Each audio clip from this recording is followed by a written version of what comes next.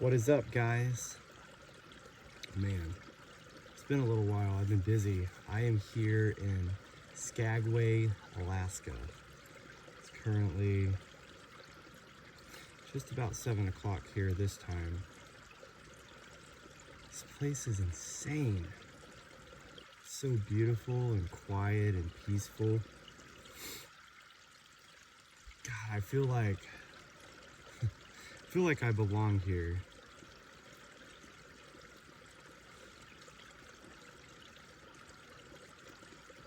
You know, there's something about nature, getting back in touch with nature, getting away from the hustle and bustle of our jobs and social media and friendships and drinking, partying, whatever it is we're doing.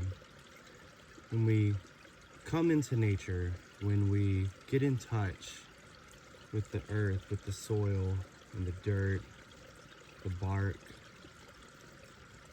the water, the trees, the wildlife, it's our natural state. We're not meant to see blue light and artificial light all the time. We're meant to see the rising and setting of the sun, the stars in the sky. You can smell the soil and the pine and the moss. I feel at peace. I feel at one with myself. I feel one with nature. I feel one with God here. And there's something special about this place. I can feel it. It's so tranquil and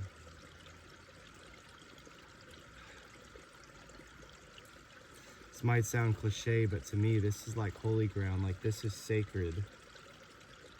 This land is beautiful. And I want to be a part of it, of its legacy. It's amazing here. There's little mushrooms, like I think maybe 500, at least 200, if not 500 different species here alone. These trees are massive. They're so old. I wonder what they know and what kind of stories they could tell if they could speak human words out loud, you know? I don't know the secret, but one day. It's like I could feel them talking to me, as crazy as that sounds.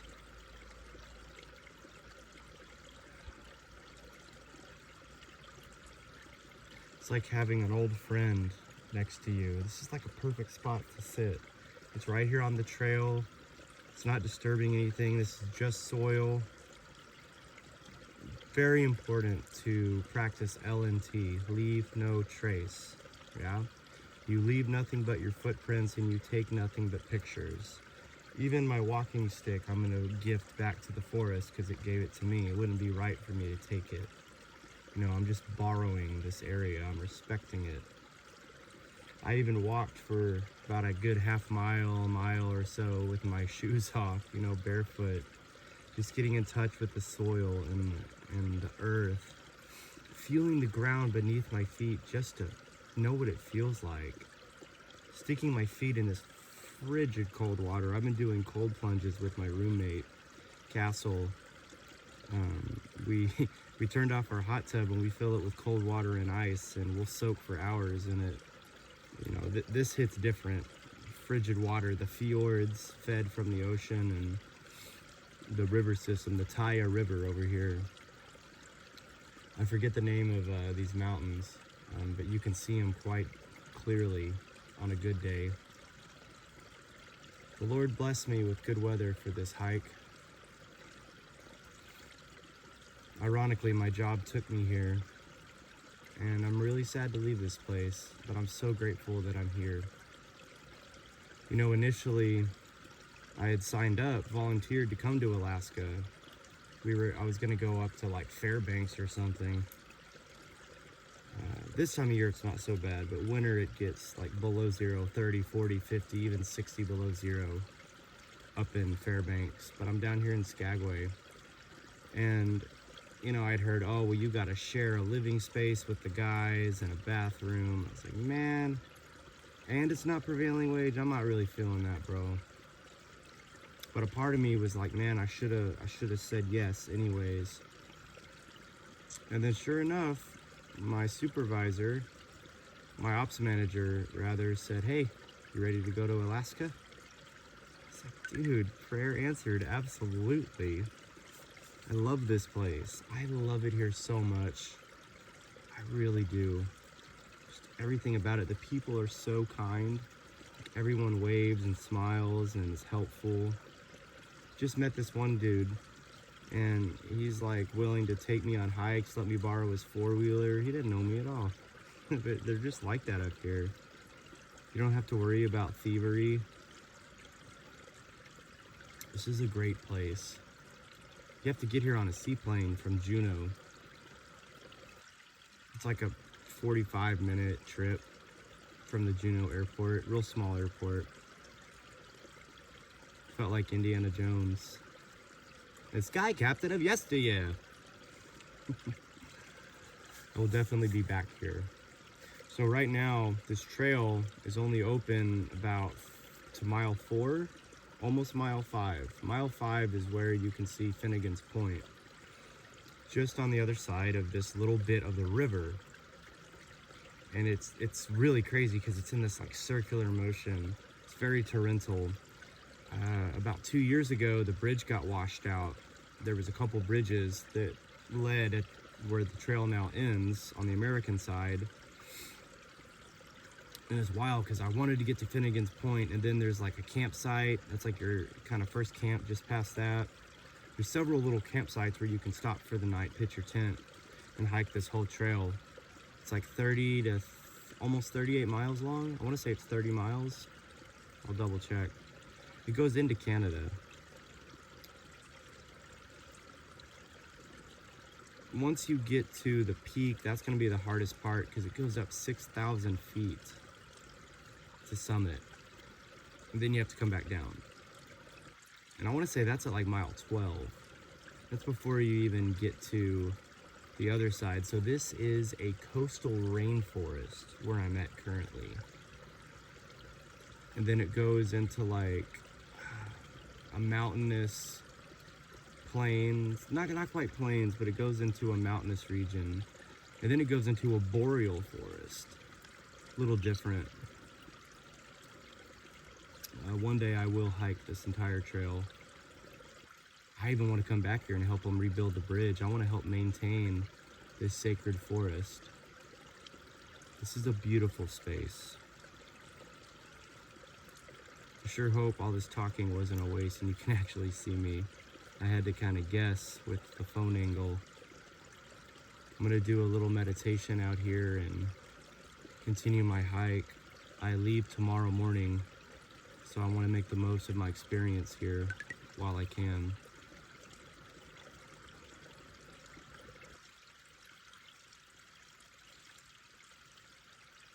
You guys, make sure that you get out into nature. Spend time alone with yourself and with God and with nature. And the wildest thing is like when I'm here in this space, I have no thoughts. I'm just listening. Listening to the water, listening to the wind gently blow through the trees, listening to the creak of the trees. I can hear like logs and branches down in the river in the distance being battered against the shore. I can hear birds and little critters moving around.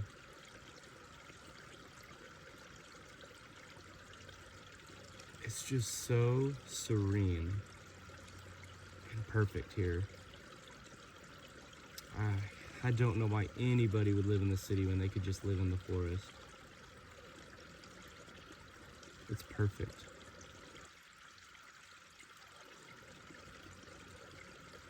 Mark my words, I will live in the forest someday soon.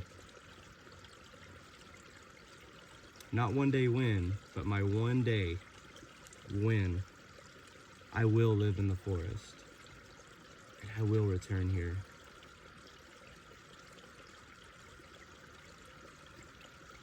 part of me, a part of my soul will always be here. My spirit, I should say, will always come back and visit this place. It's imprinted on me, and I'm pretty sure I've imprinted on it. I can feel it, like it's literally a living thing. It has an essence, a spiritual energy about it. And before you say that that's nonsense, 99.99999% of things are happening that you don't know. Like literally, perception is less than 1/1 billionth of reality. So what is that other crazy amount of things that are happening all at once? Time is an illusion. It's just a construct that we have to understand what part of the earth we're at and where the sun is relative to our position on this planet. That's it. And I can tell you this, it goes by faster and faster and faster the older you get. Don't live just to make a paycheck. Don't only just work, and don't screw off partying. God's coming back soon. And we need to be in touch with him and with ourselves, our true selves, not what we think we are, not what we feel, not any of these ridiculous words that we want to call ourselves. Our true essence, our spirit, our soul. God created us from dirt. He breathed life into soil. From dust we came, and to dust we shall return. We are a spirit inside of a skeleton piloting a meat mech suit. This is just temporary. I'm just borrowing this. This is not who I am. This is not what I am. My name is Nick just because my parents said it is. That's not me. You know, God renamed many people in the Bible, and I want to be a part of that. I want my new name. I recently got rebaptized and truly dedicated myself to Christ and his cause and helping his people and growing close to him and dying to myself, to my flesh, to my desires, so that I may incline my ear to what he's trying to tell me and how he would have me go and where he would lead me. He obviously wanted me to be here for a reason, because I'm here. Think about it, guys. Love, blessings, light. And remember, you gotta be ravenous. You have to be relentless. Don't give up. I know you can do it. I believe in you. I want you to believe in you.